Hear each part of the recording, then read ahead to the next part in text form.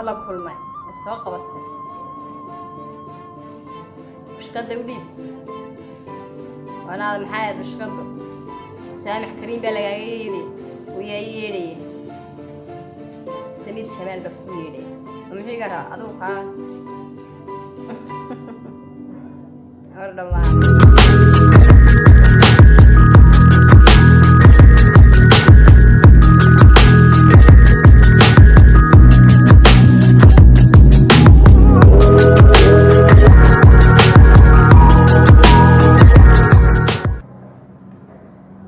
السلام عليكم ورحمة الله وبركاته أصحابتي دقال اللي قايد الهانتي ميل كستة كل شوفتان دونيدا دافعيدا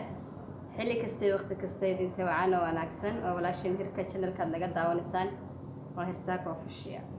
برنامجنا ما أنت من موضوع عندنا إننا نقرفينا رياكشن كبيحنا مفلان غين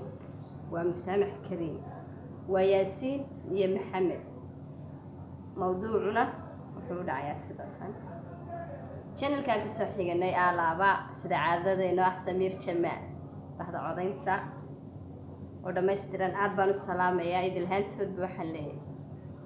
full respect haddii aynu barnaamijka gudaha galo wuxuu ku saabsan yahay hore u sheegnay laba wiil oo saaxiib ah waa Maxamed iyo Yaasiin wuxuu ahaa hantiile wuxuuna lahaa raisli ama tamajare hadba saad u taqaanaa محمد نوح شغالي مid kamid ah bal aynu eegno taa show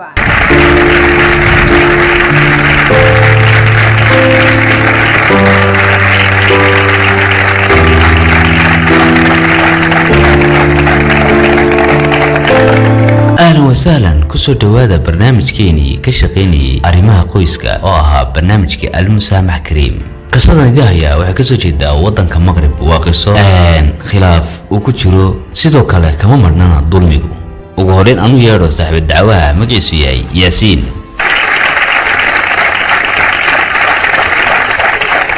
ahlan wa sahlan Yaasiin waan dhawahay madane iga waran xawaashada alxamdulillah Yaasiin wuxuu leeyahay meherad timajarisa waa sida arimaha shaqadu aad ayay kugu kala socdaan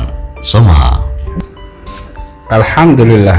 waan gartay xasmiyad leedayna xaas waan leeyahay hal wiil baan leeyahay wiil kaliya waa mise 9 sano ayuu jiraa sagaalme waan gartay ilaaha ku daayo noloshaaduna aad u wanaagsan tahay dhammaan baa somaha qasada Yaasiin waxa weeye isaga iyo mid kamid ah shaqaalihiisa oo uga shaqeeya ra'iiska waa ra'iislaha qasadu waxay ku bilaabantay markii uu Yaasiin ee howluhu aad ugu kala socdeen yani dhanka shaqada oo meheraduna lacag fiican ugu soo galeysay weliba dhaqaale fiican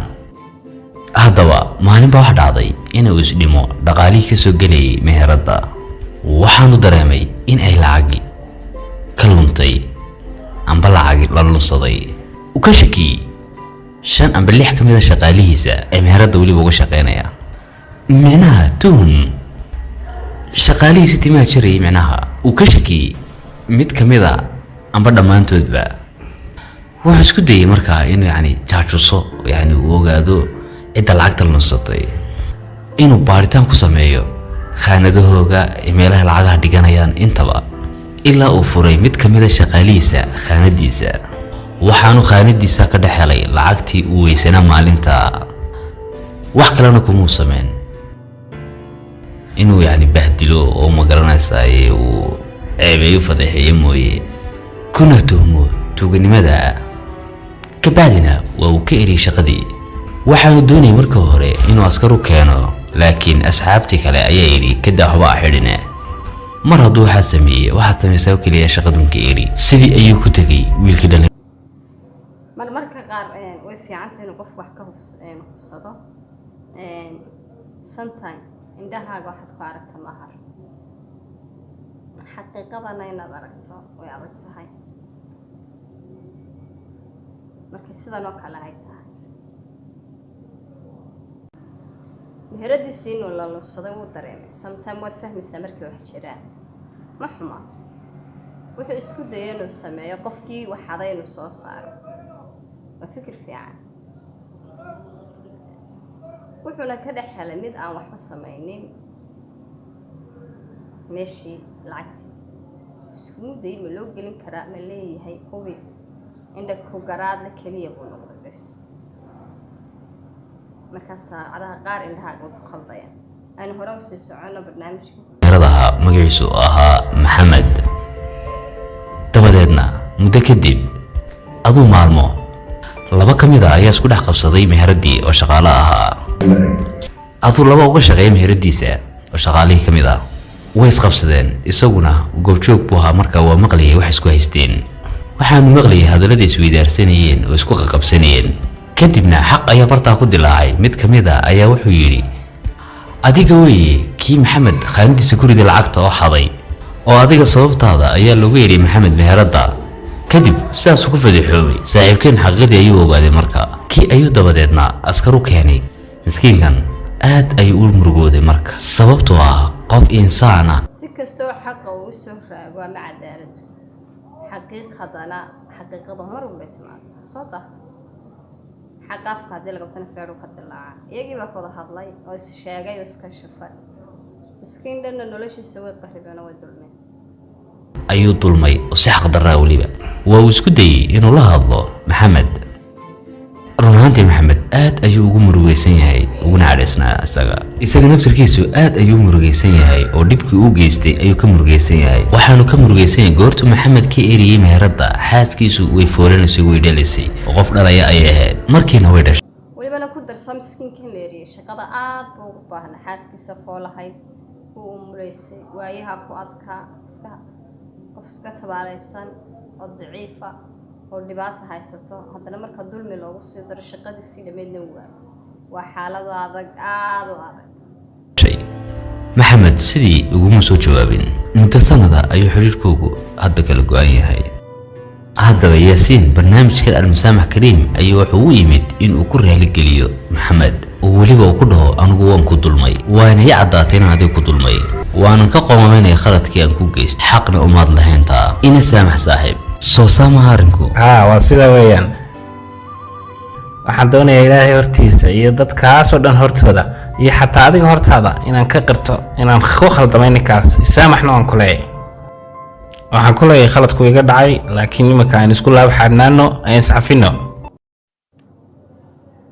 wax walba way dhacaan buu taagan yahay laakiin iminka waxaan dalbanayaa saamax waa run oo qofku waa bilaadan mar haddii bashar layaa la khaldamay shuur laakiin waa inuu qofku cafiska barta uu kasoo laabta insha allah in lagu cafiyo wax waliba dunyada way ka dhacaan waan khaldamay runaantii waana ka shakiyey iminkana waxaan ku leeyahay iga raali noqo haddii uu ku saamaxo ma laga yaabaa inaad ku soo celiso shaqadiisii waxaad iskaga shaqeeyo qasab weeyaan waxaan ku leeyahay iska kii cafi khaladku iga dhacay aniga wax kasta waan kuu samaynayaa ood adigu doonayso anigu muhiimadeedu waxa weeyaan inuu cafiyo laakiin isagu weli ku cadhaysan yahay soo maaha runaantii aad bay iga cadhaysan yahay xitaa maraan wacay telefoonka way iga qaban waayey gurigiisaan markii dambe tegey ma telefoon heer la iska qabtaa lagaa ninka dheer dibadda la dhigay telefoon baa soo gala markii dambe tegey uu igu gacan saydho oo diiday inuu la kulmo inuu kaaga jawaabo xataa haddaba yaasiinow anigu waan u diray fariintii isaga walaalkii maxamed aynu wada aragno haddaba sidee u gaadhay fariintu iyo siduu aqbalayba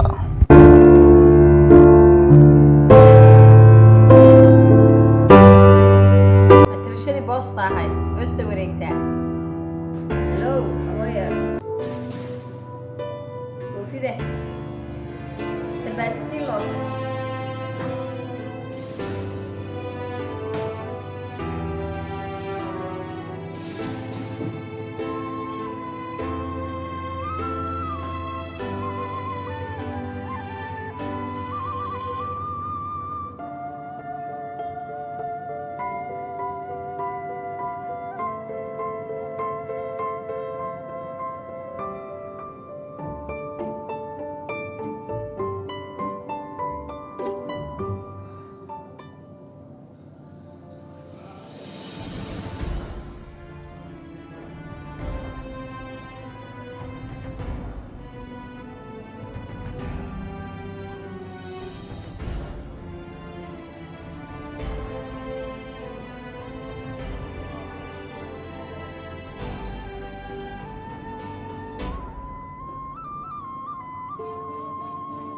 الله كل ما السوق قبرتنا مش قد ودي وانا هذا محايد بشكده سامح كريم بلغايدي ويا يدي سمير جمال بكويدي ومحي قرا ادوك ها والله واضح سامح كريم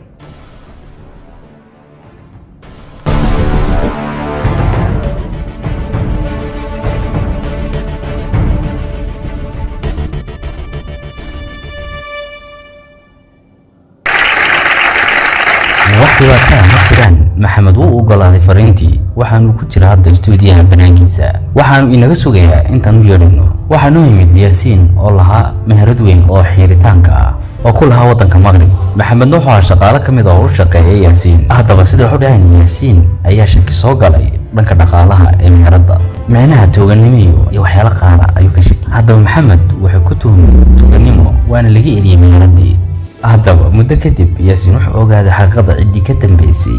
aanu ahayn maxamed isagoo maqlay laba shaqaalihiisa ka mid oo isleenaya oo mid ka mid ah uu leeyahay waadigii lacagta u geliyey khaanadda maxamed haddaba yaasiin xaggan stuudiyaha ayuu yimid waxaanu doonayaa inaan ugu yeedhno maxamed si uu ugu raaligeliyo una sheego inuu isagu ka khaldamay bal haddaba waad eegi doonaa maxamed wuxuu arrinkan ka yeelo iyo inuu go-aan ka qaataba aanu yeedhno ugu horeyn maxamed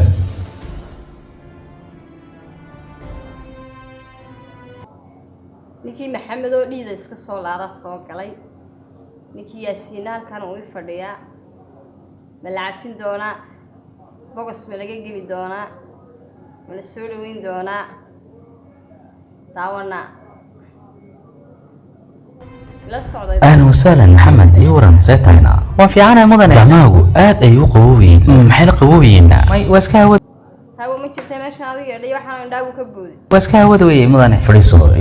maxamed soona dhowow waad mahadsantahay mudane maxaa kugu dhacay waxaad ka cabsanaysaa jira maya mudane buu ku dhimanaya bal waxaa soo indhaaye maxaa laga cabsanba eeg haddaba waa lagu soo tuhmay adiga sideena haatan waxaad ku sugan tahay barnaamij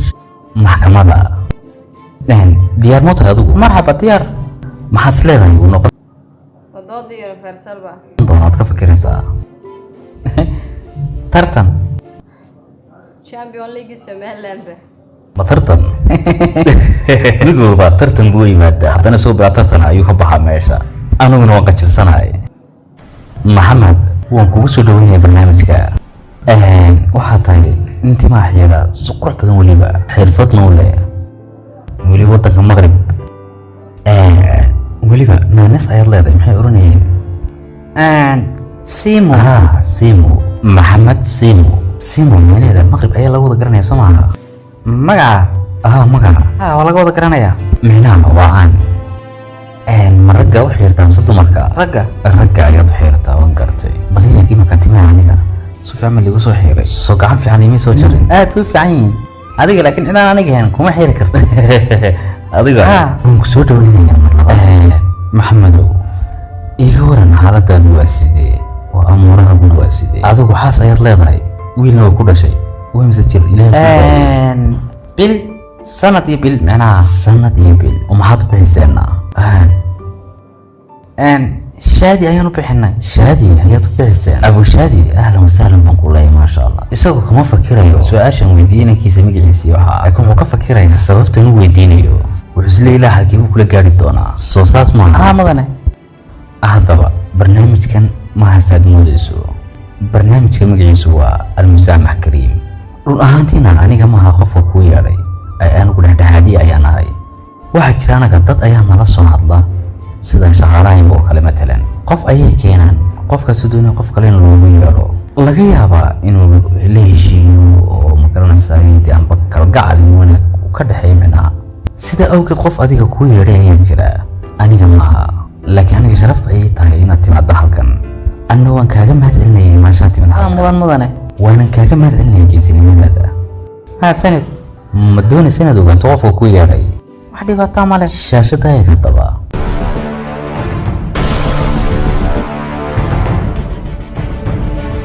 ma garatayna kan maxalka buu joogaa ma isaga maya shaashadu ku jiraa gaasa laga soo qaabisaya ku daawanayaa yaa keena xaggan maya isagu laakiin maqrib buu ka soo hadlaya bes way fiican tahay alxamdulilah siduu ku leeyahayna aad ayaad ugu xanaaqsantahay adigu soo maaha anigu maqriban awgii uga yimid ma maqrib oo dhan wallahi alcadiim ma dhici karto maqrib oo dhan baad qofka uga timid markaa ma ogta aniga ninkan wuxuu igu sameeyey wax weyn buu igu sameeyey aniga xabsi buu dhigay uuna ku tuhmay haa way tuhmay haa tuuganimo ayuu kugu tuhmay aniguna weligay gurigayga maankeen lacag xaaraana wuxuu igu tahmay tuuganimo askar baanu hataa igu yeedhay asxaabteedu dhan buu igu bahdilay 10 sano isaga awgi bilaa shaqo u ahaa haatan alxamdulilah wejigay muu dhigan dadkii oo dhan buu igu bahdilay aniga weliba macmiishayda hataa igu xumeeyey anigu waan ogaaday sheekadu sida u dhacday waan ogaaday se wax walba u dhaceen aniguna adigan kula jiraa shaqada ayuu weliba iga heliyey weliba xaaskayga oo dhalay rabta 7 cishaan ugu harsanad intay dhalayso waxaasoo dhan uu ii sheegay aniga laakiin mid baan ku oranaya adiga nin xaqlaha weeye marka hoos dhac ku yimaado wuu shakin karaa wallahi anu tuuganimada ma aqaano waan ogahay gacmahaaga aan ka dareemay qabowgooga isirada fulaygu waxba ma xado wax xaqiiqa geesin baa xada jooga in yar siradaji waxba dhiiggaas ku kicin subxaanallah niyadaadu aad u wanaagsan tahay qof fiican baana tahay halkii uun buu xaqii ka dilaacay isla meheradii aad ka tagtay iyaga ayaa lacagta geliyey khaanadaada ma garatay markaa ma iyagaa geliyey laakiin fursad keliya muu siina nafteeda ku daafaco muxuu sameeyaa markaa isagu khaanadaadii ayuu ku arkay lacagtii oo ku jirta maskaxdiisu way tagtay dareenkiisu wuu fogaaday isna wuu xanaaqay aad buu xanaaqay laakiin warqad ayuu kaaga soo diray bal warqadan ku akrinayaa wuxuu ku yidhi saaxiibkaygii maxamedow waxaan maanta kuugu yimid halkan inaan qirto khaladkii aan kaa galay adiga ugu horreyn ilaahay hortiisa iyo dhammaanba dadkaas ina daawanay oo dhan waan ogahay inaan adiga ku dulmay welibana ku dhaawacay laakiin waa inaad ogaataa adiga naftirkaaguna in halkaasi jireen cid isku keen dhufatay qof khaldan baan ahaa anigu ku degdegay xukunkan kugu qaaday adiga waana ka xumayay fursadda kumaan siin adiga ood naftaada ku difaacdo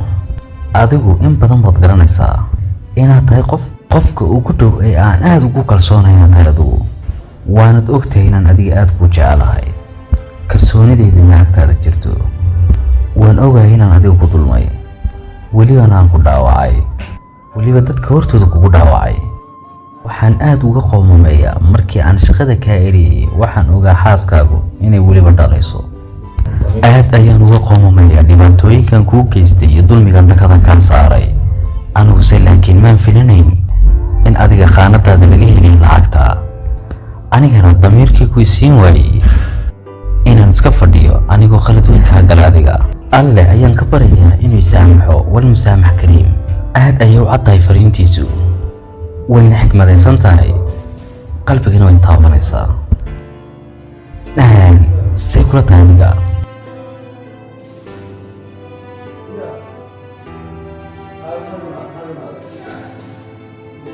waxay la muuqataa inay raad kugu reebtay fariintu soo maha aduu laakiin qof aad cisan jirtay ayuu ahaa maxamedow soo maha aad ayaad cisan jiray sida walaalkayga weyn oo kale yaasiin maqrib jooga la hadal oo u sheeg walaalka hadalkaa kaa maqle maxaad ku oranaysaa walaalka maxamed oo hadaba hadalkiisa inaan maqla anigu dooni maayo daa hadle maxamed oo hal mar imaqal waan ku baryaa walaa iska kii cafi dadka hortooda ayaan cafiska ku weydiisanayaa dhammaan dadkaasoo dhan markhaati ha ka noqdaan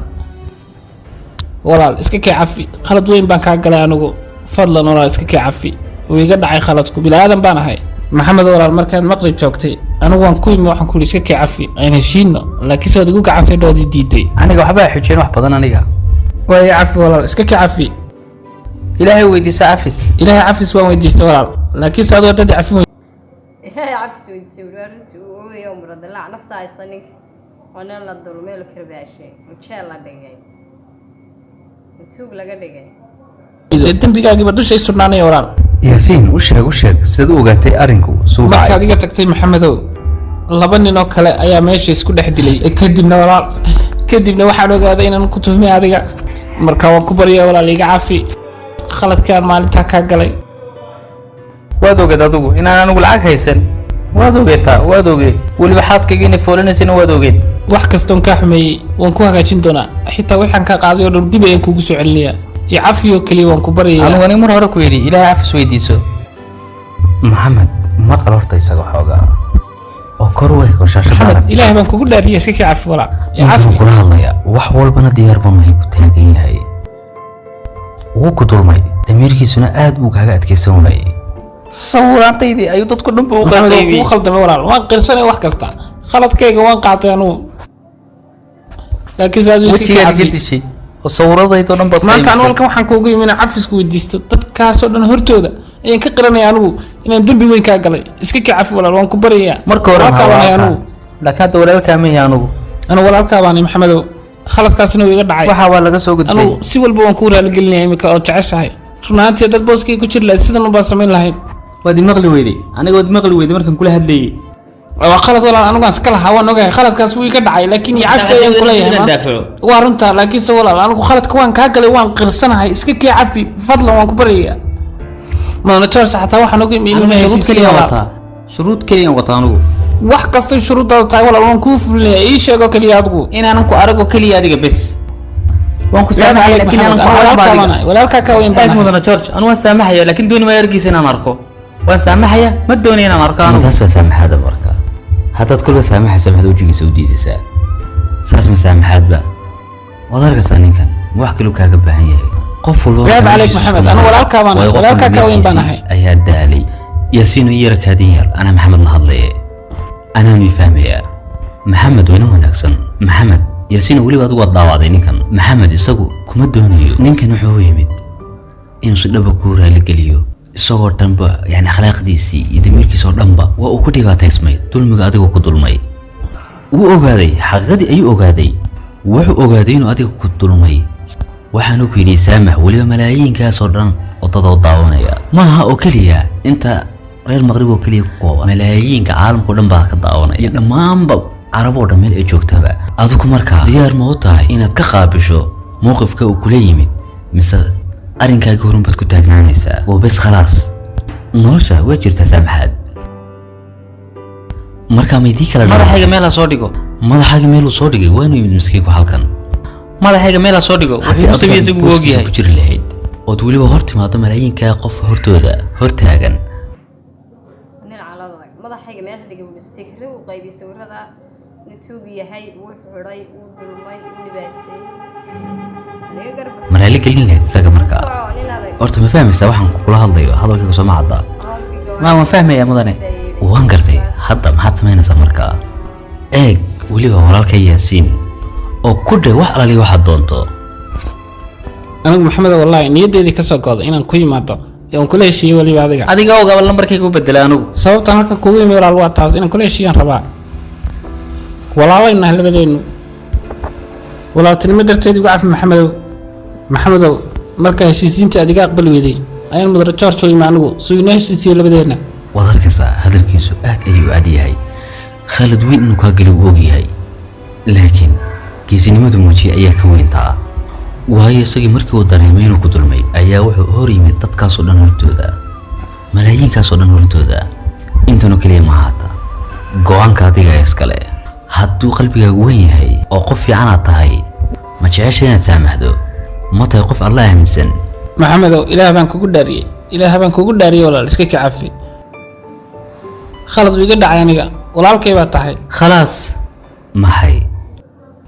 waan saamaxayaa saamaxaysaa halka ilaahay baan kugu dhaariyay kaga shaashada eeg waxaad ku tiraahdaa waan ku saamaxay wal musaamax kariim dhigay cabsiska ugu dhawaaq in kugu waaye nafta hayse waan ku saamaxay wal musaamax kariim daba kaalay isagu halkan ku joogaa wuu joogaa warunba halkan ku joogaa waxaan moodaya in leed maqrib buu joogaaye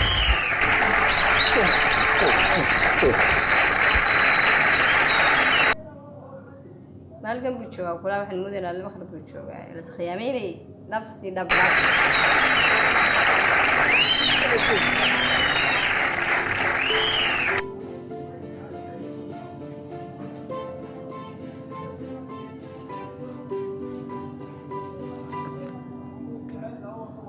indha koro garaad leh ha noqonin waayo wax walba hubsiina hal baa la siistaa hore loo yidhi iminka uu saamaxay maxamed yaasiin maasha allah wal musaamax karay asxaab sagaaliga anaad jecel idin haantiin meel kasta joogtaan barnaamijkeena